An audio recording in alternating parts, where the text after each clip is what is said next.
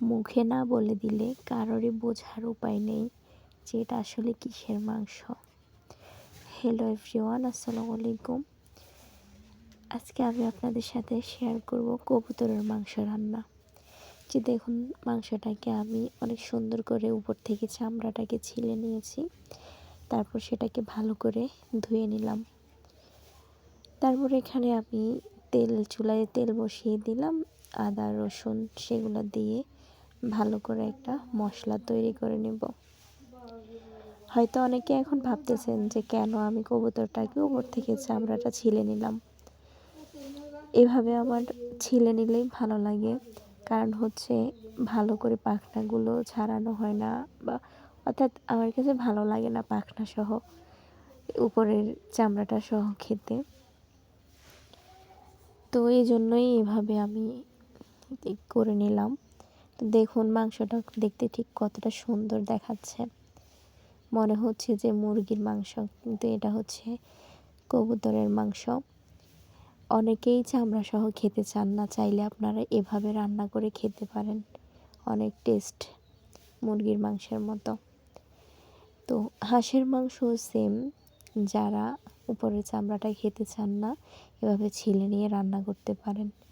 আমার এই কবুতরের মাংসটা একদম হাঁসের মাংসের মতোই টেস্ট পেয়েছিলাম, খুব ভালো লাগছিল।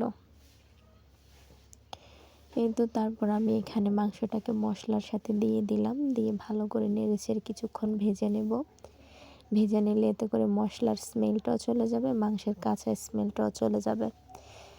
তেলটা উপরে উঠে আসলে এখানে আমি আরও কিছুক্ষণ ভালো করে কষিয়ে নিব, যাতে মশলাটা ভাজা ভাজা হয়ে যায়। এখানে আমি কাঁচামরিচও দিয়ে দিলাম, এখানে কিছু গরম মশলা দিলাম। এখানে ঝালটা একটু কম দেওয়া হয়েছে, তেল মশলা আমি কম দিয়েছি, একটু প্রবলেমের কারণে খেতে পারবো না, তো সেই জন্যই কম দেওয়া আর কি। সব কিছু চাইলে আপনারা ঝাল ঝাল করে আরও মশলাপাতি বেশি দিয়ে খেতে পারেন, খেতে অনেক টেস্ট পাবেন। তো তারপর কষানো হয়ে গেল, এখানে আমি পরিমাণ মতো পানি দিয়ে সেটাকে ঢেকে দিয়েছিলাম।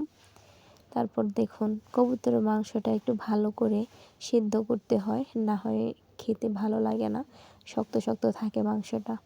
তো আমি পানি দিয়ে মাংসটাকে চুলার আঁচ কমিয়ে ভালো করে সিদ্ধ করে নিচ্ছিলাম। কবুতরের নাকি ঝোলটা খেলেই নাকি ভালো লাগে, তা আমার তো শুধু শুধু ঝোল খেতে ভালো লাগে না, আমি একটু ঝোলটাকে একটু কমিয়ে নিচ্ছিলাম। আপনারা চাইলে এটাকে শুধু শুধু ভেজেও খেতে পারেন, বা ঝোল করে রান্না করেও খেতে পারেন। সামনে থেকে আমার রান্নাটা দেখতে খুব সুন্দর হয়েছিল, ক্যামেরার কারণে হয়তো এমন দেখাচ্ছে। অনেকেই হয়তো এই কবুতরের মাংসটা রান্না করতে পারেন না, মুরগির মাংসের মতো করে এই মাংসটা রান্না করতে পারেন। তো ফাইনালি দেখুন, আমার মাংসটা রান্না হয়ে গেছে। ঠিক কতটা গ্রেভি দেখুন, কতটা কেমন হয়েছে, খেতে অনেক টেস্ট হয়েছিল। মশলা কম দিয়ে রান্না করলেই আমার কাছে ভালো লাগে। তো ফাইনালি দেখুন, রান্না হয়ে গেছে, গরম গরম খেতে বসে গেলাম, খুব টেস্ট হয়েছিল। তো ভিডিওটা এতক্ষণ ধৈর্য ধরে দেখার জন্য সবাইকে ধন্যবাদ।